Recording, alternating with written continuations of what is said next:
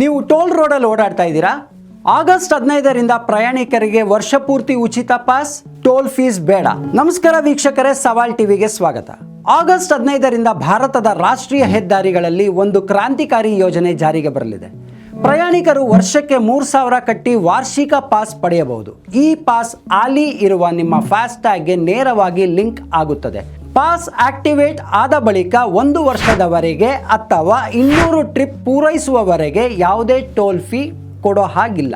1 trip ಎಂದರೆ 1 toll pass ಆದರೆ ಅದು 1 ಟ್ರಿಪ್ ಎಣಿಸಲಾಗುತ್ತದೆ. ಉದಾಹರಣೆಗೆ ಮೈಸೂರಿನಿಂದ ಬೆಂಗಳೂರಿಗೆ ಹೋದರೆ 2 ಟೋಲ್ ಇರುವುದರಿಂದ 2 ಟ್ರಿಪ್, ಹಿಂದಿರುಗಿದರೆ 2 ಟ್ರಿಪ್. ಒಟ್ಟಾರೆ ಮೈಸೂರಿನಿಂದ ಬೆಂಗಳೂರಿಗೆ ಹೋಗಿ ಬಂದರೆ 4 ಟ್ರಿಪ್ ಲೆಕ್ಕ. ಹಾಗೆ ನೋಡಿದರೆ ಒಮ್ಮೆ ಮೈಸೂರಿನಿಂದ ಬೆಂಗಳೂರಿಗೆ ಹೋಗಿ ಬಂದರೆ 1 ಟೋಲ್ಗಳಿಂದ 190 ವೆಚ್ಚವಾಗುತ್ತದೆ. 200 ಟ್ರಿಪ್ಗಳಿಗೆ 38,000 ಆಗಬಹುದು.